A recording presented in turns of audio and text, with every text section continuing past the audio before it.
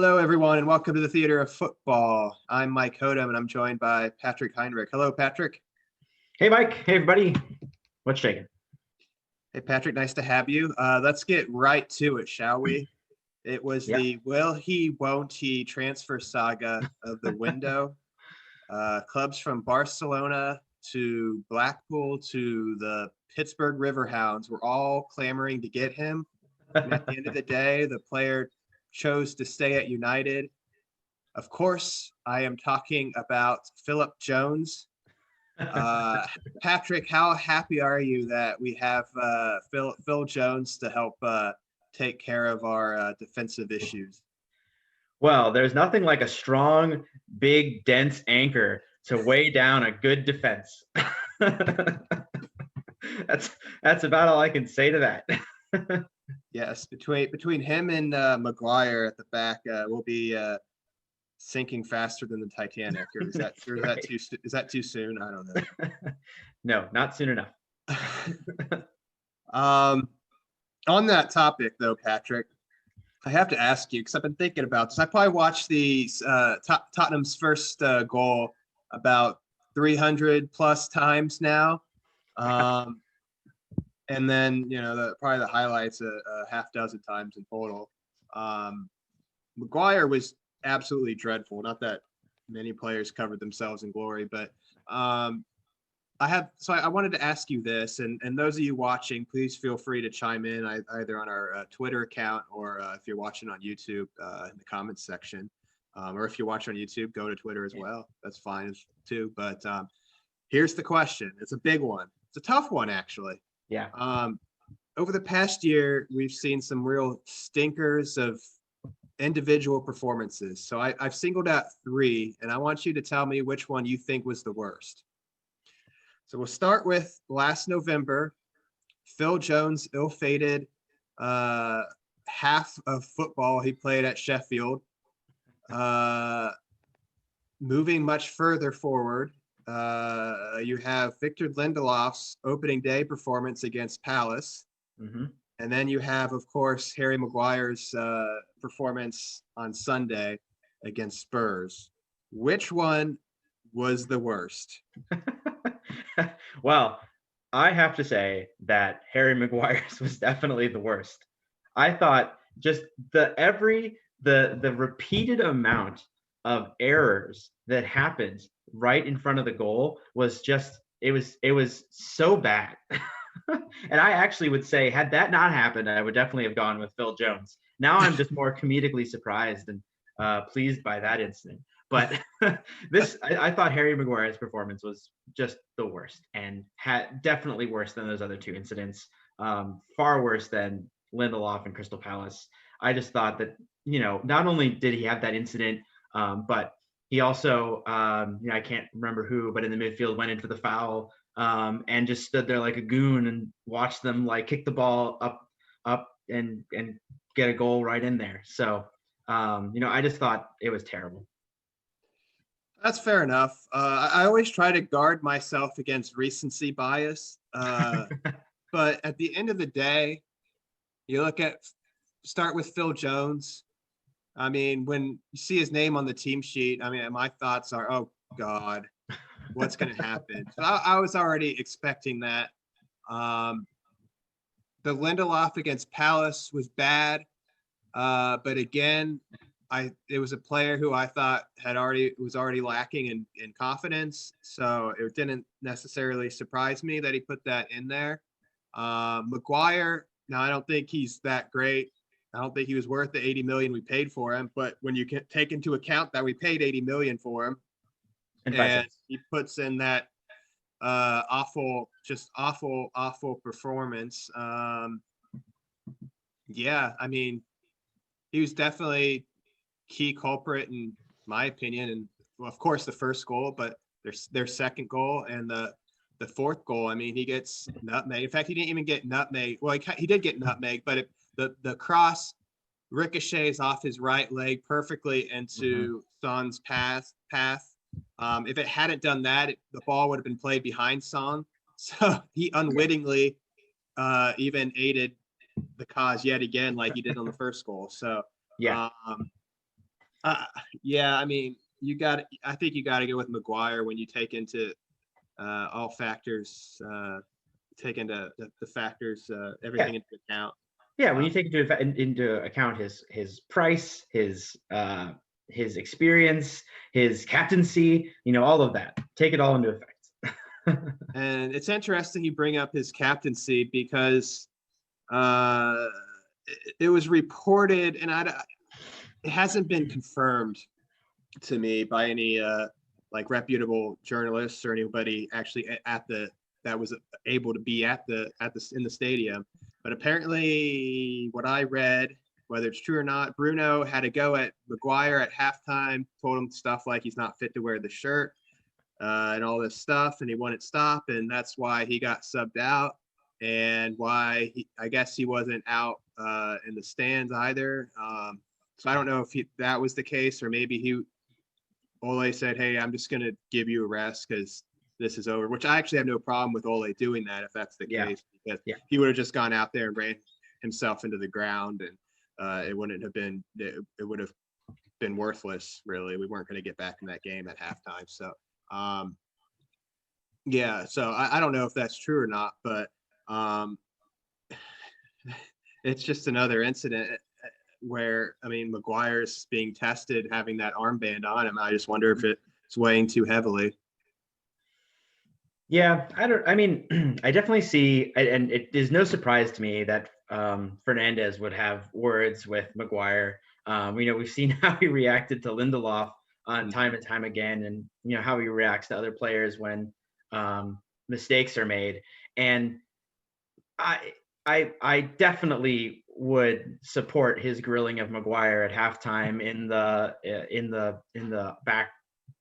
locker room, because it was just I mean, it was like elementary stuff, like Bruno being coming to United, being a world class soccer player, really seeing some of those errors and things like that. It would drive me up a wall, I'm sure, if I was in that situation. So I'm sure that that's it, and how McGuire acted was totally deserved. Um, but I think that it doesn't shock me at all that Fernandez had that conversation with him. Yeah, I don't know. I don't know. Maybe he had the conversation, but it didn't get as out of hand as the report I saw suggested. But Yeah. it is worth noting that after that goal by Son, the fourth Spurs fourth goal, right before the break, that if you watch the replay of it, you can see Bruno, like 40 yards from the goal, Yeah. gesturing wildly towards McGuire, raising his arms in the air, and like, what are you doing? Like, why can't you shut down that cross, basically? So he clearly did not. He was not. He clearly was. Could see what we saw, that McGuire was having an absolute stinker, a disaster class, and yeah, I wouldn't be surprised if he let him know about it. He does seem to have a lot of Roy Keane qualities to him. Yeah. He's not afraid to tell anyone what he thinks. So yeah, I wouldn't be surprised if that's true. And like on the other hand, I wouldn't be surprised if he was subbed out and he just said, "Screw it, I'll just stay here with Martial and in the dressing room." So Yeah. yeah, I don't know what happened there, but it does seem like McGuire has. I don't know. I don't know what's going on with him right now. If it's what happened in Greece or what. Um, yeah, he's not the quickest player, but he certainly looked a lot better last season. That's for sure. Yeah, definitely, for sure. So hopefully he can find his form and get it turned around. It is also worth noting he was recalled to the England squad. And usually during international breaks, you play two matches, but England's actually playing three. They have a friendly against Wales, I believe, on Wednesday or I think Thursday. And then they have two Nations League matches on Sunday and then Wednesday of next week. So he should have opportunities to get on the pitch and get this out of his system and hopefully play well and gain some confidence again. Yeah, get back in the groove. But all joking aside, let's get to what we really wanted to discuss today, Patrick, and that's Manchester United's transfer window. The window closed last night.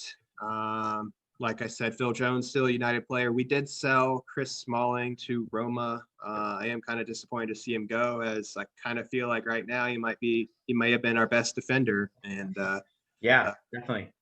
I think it's I mean, I always liked him as a defender. I thought he was a good defender. I thought he was much better than Jones. Managers seem to always like Jones more, except for maybe Van Hal. But clearly down at Roma, they like Smalling like I do. So they're finally able to get their man. But let's talk about our incomings, Patrick. Yep. First, the non-deadline day signing that we had, this only non-deadline day signing. Donny Van de Beek, sorry, I keep mispronouncing that. He was signed before the season started, so we've gotten to see glimpses of him. He hasn't started a Premier League match yet, but for just under 35 billion pounds, how do you see that transfer, Patrick? Did you say 35 billion pounds? I meant 35 million. I was like, holy cow, that's steep. Well, No. I did say under, so Yeah, I thought we were talking about Diallo for a second, but no, from what I've seen so far, Van de Beek is doing very well. I mean, I would love to see him have more pitch time. I'd also like to see him and Fernandez out on the pitch at the same time, which would be nice. And I think that would be kind of a brilliant creative coordination that we haven't seen very much of, and that's kind of the creativity and spontaneity is something that I'd be really interested in seeing both of them kind of connecting on. But I'm really excited for Van de Beek and what he can bring to the club, especially being so young and being able to really set the direction for the club. Yeah, he had a nice little assist for Juan Mata in the League Cup round of 16 match at Brighton. So he scored against Palace. So he's shown glimpses of what he can do. So yeah, I want to see him with Bruno. And whenever he gets on the field too, like he's one of the few players that I would say looks like they're very excited to be playing. Like he looks excited to be playing, and that's more than I could say for some of the players out there sometimes. Yeah, we'll see if he still looks excited to be playing for us come December. But yeah, I do. He does seem to be energetic and put himself about, which I like. It would be nice to see him with Bruno, but I think given that we just gave up 6 goals to the Spurs, that might be a difficult sell for Ole to do at this point. But I mean, if he's going to play Pogba in a double pivot with Matic, I mean, Pogba really offers nothing in that type of role. So Van de Beek can't be any worse, right? So I mean, it'll be interesting to see what Ole does with him now, given our defensive frailties to start this new season. You mentioned Diallo. Let's talk about that deal next.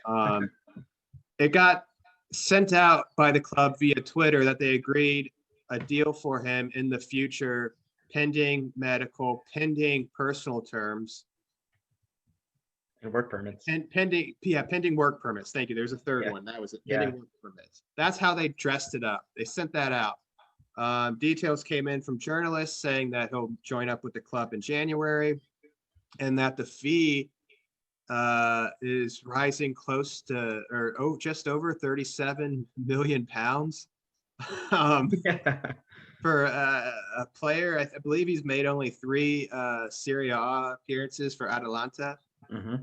He is only 18, but I don't know. We could have unearthed a gem, but how do you feel about this deal? Well, we could have unearthed the gem, and that's like also is part of the problem. Like we could have unearthed the gem, and we also have someone starting in January are both like long-term fixes. Like I would have rather had someone come in now that can play now that can make a difference. And the other part of that too is like even if when Diallo comes in January, as an 18-year-old, as an unexperienced Premier League player, he's not going to turn everything around. He's not going to be like another Fernandez. So I mean, it's like we're looking at, maybe next season that this may impact our ability to perform. And I know we need to look long term, and I know that's important for a club, and I know we need to be thinking about that. But during this transfer window, I don't think so. No, I agree with you. I would have preferred us to have signed Ismaila Sarr from Watford, which was rumored to he was rumored to be available for around the same amount of money. And he's 22. He played a season in the Premier League, tore Liverpool apart shortly before lockdown. Yep. So he's got a little more pedigree about him. He can play on the right. That fills one of our, in my opinion, we had two big problem areas coming into this window. One was right wing, and the other one was center back. And we failed to really fill either of them. Yep. Did we?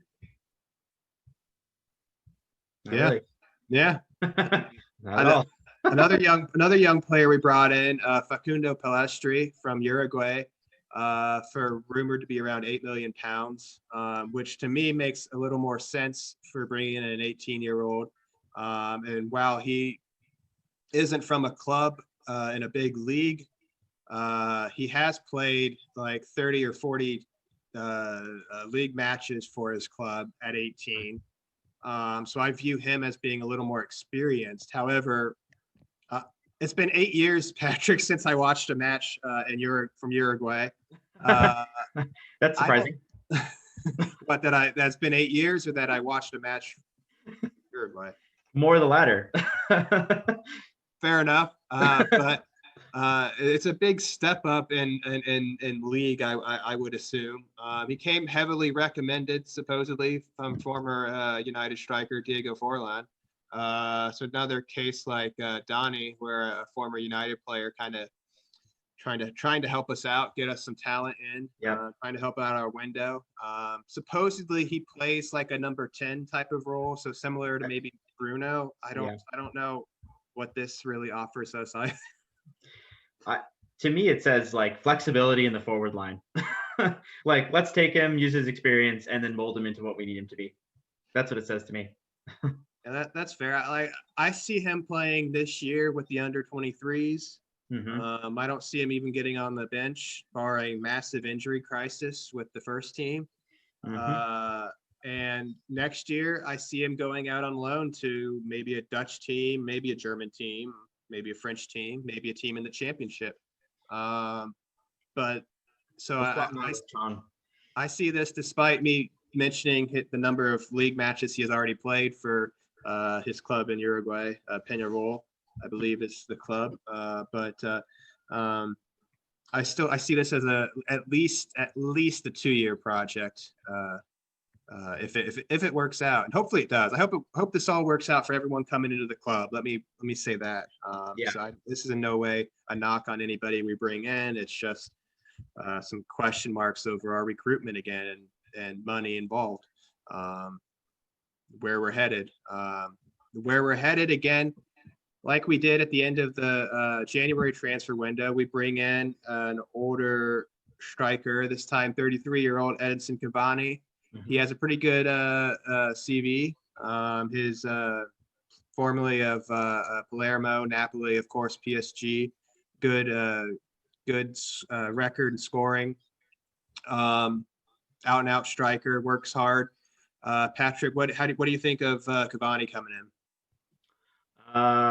With Martial's red card, I hope he's ready to play. But no, I'm actually really excited. He's been at PSG for a long time, so that's something that's I really like seeing a well-established striker making a strategic move, is what it seems like to United. So to me, I'm really excited about it, and I think it'll really help with getting us to attack more often. Even if he's on the downward curve of his career? Yeah, short-term fix. Again, like we're trying to fix things in the immediate right now. So that's one of those that I think is going to help us out in right now. Yeah, and I think that's something Jeremy said in our last video that we're signing young players, and we did that again yesterday. But we have current issues that need fixing. Uh, no one knew that Martial was going to get sent off against Spurs. However, I thought that I was like, okay, this isn't so bad. If supposedly Cavani has kept himself in really good shape despite being a free agent, and he's not. I don't believe he's retired from Uruguay, but he hasn't been selected in the squad. So he'll have 2 weeks to train with the squad and hopefully be ready for our match with Newcastle. But I actually think that we're going to see a back three for a bit of time. That's Ole said after the match. After the match with Spurs, they need to do something either with the players' mentality or tactically. And I think it's going to be tactically going back to a back three. And you're going to see Shaw play on the left side of Harry Maguire, and either Lindelof or Baye on the right side. Perhaps Tuanzebe, who's returned to training and is fit again. So I would like to see Tuanzebe at some point in the near future. That's for sure. Very much so. But that might, if we play that, he'll probably play with two up top with Bruno in behind them. And I think if he plays with two up top, then Cavani might not necessarily play. He might go with Rashford and Greenwood up top. But Cavani would offer something different, that's for sure. But I don't think you bring him in on £200,000 a week to be on the bench like we've done with Igalo. So I think he'll get some matches, and hopefully he continues his good scoring record. It's the United number 12 position, striker on the bench. That's right. That's right.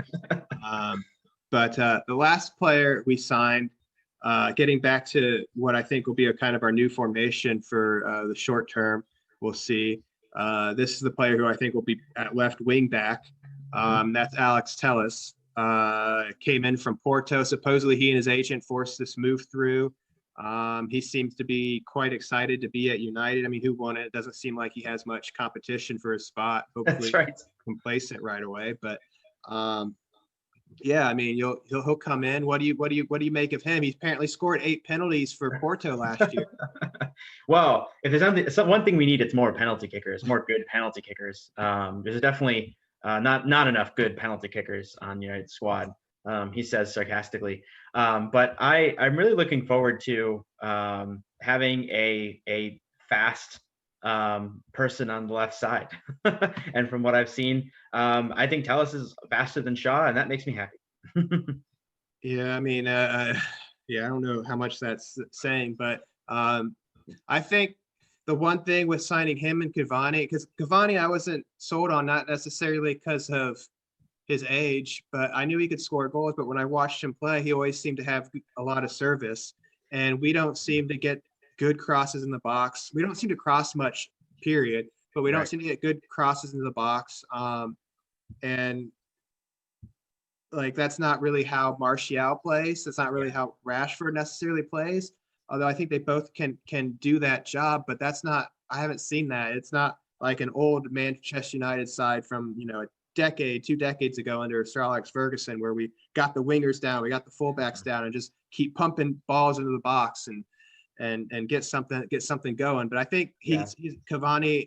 I think if you look at Cavani, we have Bruno. I think Bruno will like playing with Cavani, and I think Telles, bringing him in, he can cross a ball. So I think having him in now, we can kind of change a little bit the way we're playing. Maybe it's a plan B, if you want to call it that, but it's nice to have a plan B, because we haven't had a plan B since Fellaini left, in my opinion. So, and oftentimes he was plan A, B, and C. So, yeah, I mean, bringing Telles in, complementing him with Cavani, I think gives us that potentially added dimension to our attacking abilities. But options. Options. That's the good thing. So I don't think he's going to fix our defensive problems. I don't think he'll do that at all. But maybe changing systems, going 3 at the back, playing Telles as the left wing back. Maybe that'll just stabilize things enough where we can have more balance in the squad and can continue to score goals, and or maybe we'll even create more chances now that Tallis is there. And we'll see what happens. Yeah, I definitely think that by not signing a center back, that our strategy has to become tactical on how we on our formation. So we're not bringing in new talent, so we've got to readjust the talent that we have. And Lord knows our talent isn't improving, so it's not like we can expect anybody to get instantly better. So I think formation is how we're going to have to approach that. Yeah, and you look at like Arsenal did that last year when they were leaking goals right and left. Chelsea did that last year when leaking goals right and left. Ole would do that from time to time. Not that until recently we were leaking goals as much as Chelsea and Arsenal were, but just to give us more structure and stability. Especially, he would do that. He did that against like Liverpool and City to try to keep them at bay. But I think you'll probably see it against Newcastle next week. So I think you're exactly right. Since we didn't sign a defender, we didn't address a clear area of need.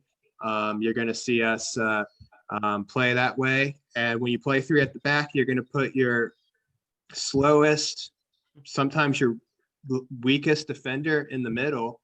And he may not be the weakest defender on the whole, but you're going to see Harry Maguire play in the middle.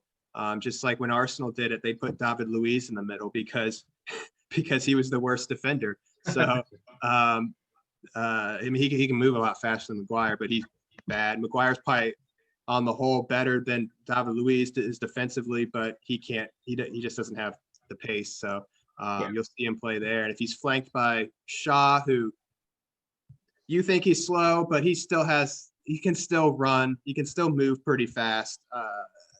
He's battled, I don't know, so many injuries through the years that you're always worried about him staying fit. But he can cover pretty well as long as Maguire isn't able to get him and tackle him to the ground.